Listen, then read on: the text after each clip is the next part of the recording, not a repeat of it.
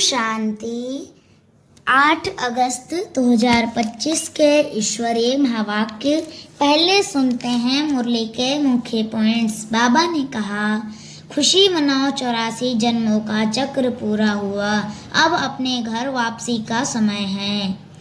विक्रमाजीत बनने के लिए देह अभिमान से बचो, देही अभिमानी बनो। फिर बाबा ने कहा, जो भी पाप इस जन्म में किए हैं उन्हें बाप को सच सच सुनाओ। सच्चा सुदर्शन चक्रधारी बनो। श्री कृष्ण के चित्रों की भक्ति नहीं करनी है। लास्ट में बाबा ने कहा, तुम ऑलराउंड पाठधारी हो, 84 जन्मों की कहानी तुम्हारी है। और अब सुनते हैं महावाक्यों को विस्तार से। मुरली का सार, मीठे बच्चे सदा इसी खुशी में रहो कि हमने 84 का चक्र पूरा किया। अब जाते हैं अपने घर, बाकी थोड़े दिन यह कर्म भोग है। प्रश्न, विक्रमाजीत बनने वाले बच्चों को विकर्मों से बचने के लिए किस बात पर बहुत ध्यान देना है? उत्तर, जो सर्व विकर्मों की जड़ देह अभिमान है, उस देह अभिमान में कभी ना आए, यह ध्यान रखना है। इसके लिए बार बार देही अभिमानी बन बाप को याद करना है। अच्छे और बुरे का फल जरूर मिलता है, अंत में विवेक खाता है। लेकिन इस जन्म के पापों का बोझ को हल्का करने के लिए बाप को सच सच सुनाना है। ओम शांति। बड़े ते बड़ी मंजिल है याद की, बहुतों को सिर्फ सुनने का शौक रहता है। ज्ञान को समझना तो बहुत सहज है, 84 के चक्र को समझना है। सुदर्शन चक्रधारी बनना है, जास्ती कुछ नहीं है। तुम बच्चे समझते हो हम सब सुदर्शन चक्रधारी हैं। सुदर्शन चक्र से कोई का गला नहीं काटते हैं। जैसे श्री कृष्ण के लिए दिखाया है। अब यह लक्ष्मी नारायण विष्णु के 2 रूप हैं, क्या उनको सुदर्शन चक्र है?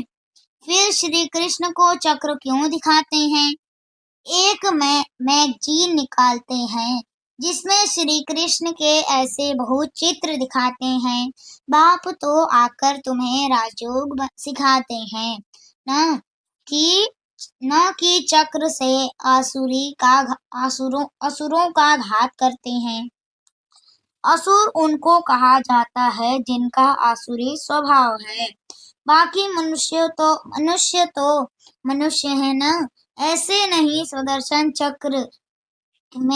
चक्र से बैठ सबको मारते हैं। भक्ति मार्ग में क्या क्या चित्र बैठ बनाए हैं। रात दिन का फर्क है। तुम बच्चों को इस सृष्टि चक्र और सारे ड्रामा को जानना है, क्योंकि सब एक्टर्स हैं। वह हद के एक्टर्स तो ड्रामा को जानते हैं। यह है बेहद का ड्रामा, इसमें डिटेल में नहीं समझ सकेंगे। वह तो 2 घंटे का ड्रामा होता है, डिटेल में पाठ जानते हैं। यह तो 84 जन्मों को जानना होता है। बाप ने समझाया है, मैं ब्रह्मा के रथ में प्रवेश करता हूँ। ब्रह्मा के भी 84 जन्मों की कहानी चाहिए। मनुष्यों की बुद्धि में यह बातें आ न सके। यह भी नहीं समझते कि 84 लाख जन्म है या 84 जन्म है। बाप कहते हैं, तुम्हारे 84 जन्मों की कहानी सुनाता हूँ। 84 लाख जन्म हो तो कितने वर्ष सुनाने में लग जाएं? तुम तो सेकंड में जान जाते हो। यह 84 जन्मों की कहानी है। हमने 84 का चक्र कैसे लगाया है? 84 लाख हो तो सेकंड में थोड़े ही समझ सकते। 84 लाख जन्म है ही नहीं, तुम बच्चों को भी खुशी होनी चाहिए। हमारा 84 का चक्र पूरा हुआ, अब हम घर जाते हैं। बाकी थोड़े दिन यह कर्म भोग है। विकर्म भस्म हो कर्मातीत अवस्था कैसे हो जाए, इसके लिए यह युक्ति बताई है। बाकी समझाते हैं, इस जन्म में जो भी विकर्म किए हुए हैं वह लिख कर दो तो बोझ हल्का हो जाए। जन्म जन्मांतर के विकर्म तो कोई लिख न सके। विकर्म तो होते आए हैं, जब से रावण राज्य शुरू हुआ है तो कर्म विकर्म हो पड़ते हैं। सतयुग में कर्म अकर्म होते हैं। भगवानो, आज तुमको कर्म अकर्म विकर्म की गति को समझाता हूँ। विक्रमाजीत का संवत लक्ष्मी नारायण से शुरू होता है। सीढ़ी में बड़ा क्लियर है, शास्त्रों में कोई यह बातें नहीं है। सूर्यवंशी चंद्रवंशी का राज भी तुम बच्चों ने समझा है कि हम ही थे। विराट रूप का चित्र भी बहुत बनाते हैं, परंतु अर्थ कुछ भी नहीं जानते। पाप बिगर कोई समझा नहीं सकते। इस ब्रह्मा के ऊपर भी कोई है ना जिसने सिखाया होगा। अगर कोई गुरु ने सिखाया होता तो उस गुरु का सिर्फ एक शिष्य तो नहीं हो सकता। बाप कहते हैं, बच्चे तुम्हें पावन से पतित बनना ही है। यह भी ड्रामा में नूद है। अनेक बार यह चक्र पास किया है, पास करते ही रहेंगे। तुम हो ऑलराउंड पाठधारी। आदि से अंत तक पाठ और कोई का है नहीं। तुमको ही बाप समझाते हैं। फिर तुम यह भी समझते हो कि दूसरे धर्म वाले फलाने फलाने समय पर आते हैं। तुम्हारा तो ऑलराउंड पार्ट है। क्रिश्चियन के लिए तो नहीं कहेंगे कि सतयुग में थे। वह तो द्वापर के भी बीच में आते हैं। यह नॉलेज तुम बच्चों की ही बुद्धि में है। किसको समझा भी सकते हो। दूसरा कोई सृष्टि के आदि मध्य अंत को नहीं जानते। रचयिता को ही नहीं जानते तो रचना को कैसे जानेंगे। बाबा ने समझाया है, जो राइटियस बातें हैं वह छिपाकर एरोप्लेन से सब जगह गिरानी है। वह पॉइंट्स अथवा टॉपिक्स लिखनी चाहिए। बच्चे कहते हैं काम नहीं है। बाबा कहते हैं यह सर्विस तो बहुत है। यहाँ एकांत में बैठ यह काम करो। जो भी बड़ी बड़ी संस्थाएं हैं, गीता पाठशालाएं आदि हैं, उन सब को जगाना है, सबको संदेश देना है। यह पुरुषोत्तम संगम युग है। जो समझदार होंगे वह झट समझेंगे। जरूर संगम युग पर ही नई दुनिया की स्थापना और पुरानी दुनिया का विनाश होता है। सतयुग में पुरुषोत्तम मनुष्य होते हैं। यहाँ भी आसुरी स्वभाव वाले पतित मनुष्य यह भी बाबा ने समझाया है। कुंभ का मेला आदि जो लगता है वह मनुष्य जाते हैं स्नान करने। क्यों स्नान करने जाते हैं? पावन होना चाहते हैं। तो जहाँ जहाँ मनुष्य स्नान करने जाते हैं वहां जाकर सर्विस करनी चाहिए। मनुष्यों को समझाना चाहिए, यह पानी कोई पतित पावनी नहीं है। तुम्हारे पास चित्र भी है। गीता पाठशालाओं में जाकर यह पर्चे बांटने चाहिए। बच्चे सर्विस मांगते हैं, यहाँ बैठकर लिखो। गीता का भगवान परमपिता परमात्मा शिव है ना कि श्री कृष्ण। फिर उनकी बायोग्राफी की महिमा लिखो। शिव बाबा की बायोग्राफी लिखो। फिर आप ही वह जज करेंगे। यह पॉइंट्स भी लिखनी है कि पतित पावन कौन। फिर शिव और शंकर का भेद भी दिखाना है। शिव अलग है, शंकर अलग है, यह भी बाबा ने समझाया है। कल्प 5000 वर्ष का है, मनुष्य 84 जन्म लेते हैं, न कि 84 लाख।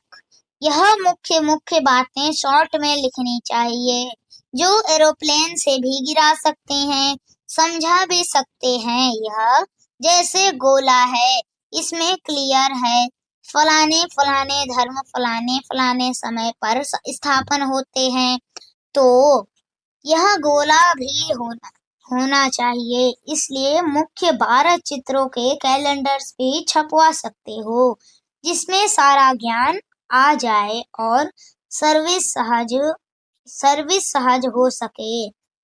यह चित्र बिल्कुल जरूरी है। कौन से चित्र बनाने हैं, क्या क्या पॉइंट्स लिखने चाहिए, वह बैठ लिखो। तुम गुप्त वेश में इस पुरानी दुनिया का परिवर्तन कर रहे हो, अनोन वॉरियर्स हो, तुमको कोई नहीं जानते। बाबा भी गुप्त, नॉलेज भी गुप्त, इनका कोई शास्त्र आदि बनता नहीं। और धर्म स्थापक के बाइबिल आदि छपते हैं, तो पढ़ते आते हैं, हर एक के छपते हैं। तुम्हारा फिर भक्ति मार्ग में छपता है, अभी नहीं छपाना है, क्योंकि अभी तो यह शास्त्र आदि सब खत्म हो जाने हैं। अभी तुमको बुद्धि में सिर्फ याद करना है। बाप के पास भी बुद्धि में ज्ञान है, कोई शास्त्र आदि थोड़े ही पढ़ते, वह तो नॉलेजफुल है।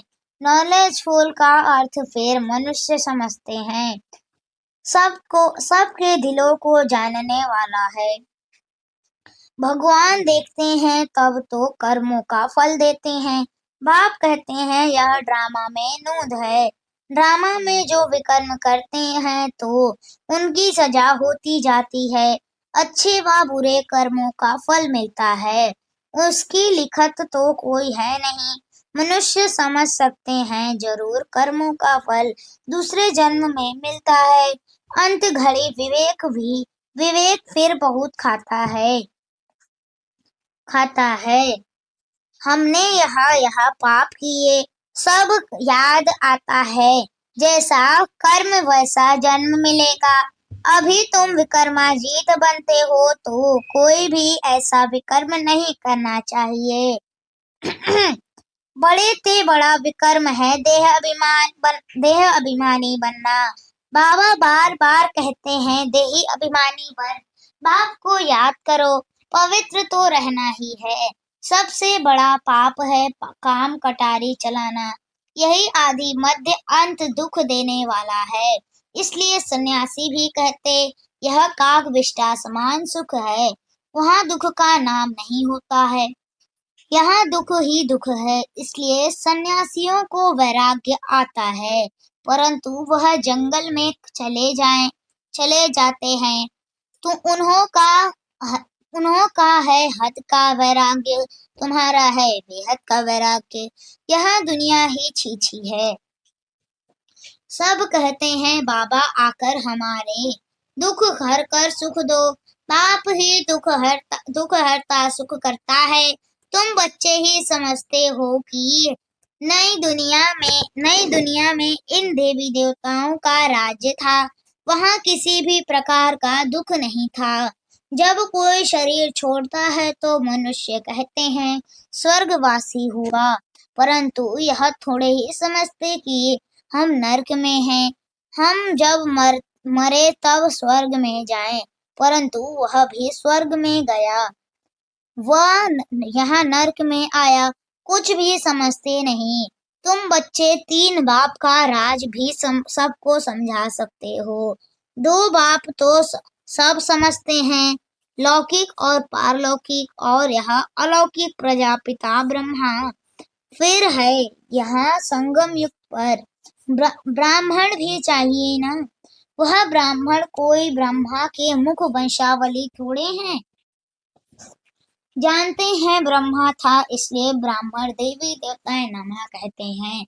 यह नहीं जानते कि किसको कहते हैं, कौन से ब्राह्मण। तुम हो पुरुषोत्तम संगम युगी ब्राह्मण, वह है कलयुगी ब्राह्मण। यह है पुरुषोत्तम संगम योग। जब तुम मनुष्य से देवता बनते हो, देवी देवता धर्म की स्थापना हो रही है, तो बच्चों को सब पॉइंट्स धारण करनी है और फिर सर्विस करनी है। पूजा करने व श्राद्ध खाने पर ब्राह्मण लोग आते हैं, उनसे भी तुम चिट चैट कर सकते हो, तुमको सच्चा ब्राह्मण बना सकते हो। अभी भादों का मा- अभी भादों का मास आता है, सभी पितरों को खिलाते हैं। वह भी युक्ति से करना चाहिए, नहीं तो कहेंगे कि ब्रह्मा कुमारियों के पास जाकर सब कुछ छोड़ दिया है। ऐसा कुछ नहीं करना है जिसमें नाराज हो। युक्ति से तुम ज्ञान दे सकते हो। जरूर ब्राह्मण लोग आएंगे, तब तो ज्ञान देंगे ना। इन मास में तुम ब्राह्मणों की बहुत सर्विस कर सकते हो। तुम ब्राह्मण तो प्रजापिता ब्रह्मा की औलाद हो। बताओ, ब्राह्मण धर्म किसने स्थापन किया? तुम उन्हों का भी कल्याण कर सकते हो घर बैठे। वह जैसे अमरनाथ की यात्रा पर जाते हैं तो वे सिर्फ लिखत से इतना नहीं समझेंगे, वहां बैठ समझाना चाहिए। हम तुमको सच्ची अमर कथा की कथा सुनाएं। अमर कथा तो एक को ही कहा जाता है, अमरनाथ, अर्थात जो अमरपुरी स्थापन करे। वह है सतयुग। ऐसे सर्विस करनी पड़े, वहां वहां पैदल जाना पड़ता है। जो अच्छे अच्छे बड़े बड़े आदमी हों, उनको जाकर समझाना चाहिए। सन्यासियों को भी तुम ज्ञान दे सकते हो। तुम सारी सृष्टि के कल्याणकारी हो। श्रीमत पर हम विश्व का कल्याण कर रहे हैं। बुद्धि में यह नशा रहना चाहिए। अच्छा, मीठे मीठे सिकलधे बच्चों प्रति माता पिता बाप दादा का याद प्यार और गुड मॉर्निंग। रूहानी बाप की रूहानी बच्चों को नमस्ते। हम रूहानी बच्चों की रूहानी माता पिता बाप दादा को याद प्यार और गुड मॉर्निंग। नमस्ते नमस्ते नमस्ते। शुक्रिया बाबा, शुक्रिया। धारणा के लिए मुख्य सार। पहली पॉइंट, जब एकांत व फुर्सत मिलती है तो ज्ञान की अच्छी अच्छी पॉइंट्स पर विचार सागर मंथन कर लिखना है। सबको संदेश पहुंचाने व सबका कल्याण करने की युक्ति रचनी है। दूसरा, विकर्मों से बचने के लिए देही अभिमानी बन बाप को याद करना है। अभी कोई भी विकर्म नहीं करना है। इस जन्म के किए हुए विकर्म बाप दादा को सच सच सुनाने हैं। वरदान, अटल भावी को जानते हुए भी श्रेष्ठ कार्य को प्रत्यक्ष रूप देने वाले सदा समर्थ भव। अटल भावी को जानते हुए भी श्रेष्ठ कार्य को प्रत्यक्ष रूप देने वाले सदा समर्थ भव। विस्तार, नया श्रेष्ठ विश्व बनाने की भावी अटल होते हुए भी समर्थ भव के वरदानी बच्चे सिर्फ काम और फल के पुरुषार्थ और प्रारब्ध के निमित्त और निर्माण के कर्म फिलॉसफी अनुसार निमित्त बन कार्य करते हैं। दुनिया वालों को उम्मीद नहीं दिखाई देती और आप कहते हो यह कार्य अनेक बार हुआ है। अभी भी हो पड़ा है, क्योंकि स्व परिवर्तन के प्रत्यक्ष प्रमाण के आगे और कोई प्रमाण की आवश्यकता ही नहीं। साथ साथ परमात्मा क्या कार्य सदा सफल है ही। स्लोगन, कहना कम करना ज्यादा, यह श्रेष्ठ लक्ष्य महान बना देगा। कहना कम करना ज्यादा, यह श्रेष्ठ लक्ष्य महान बना देगा।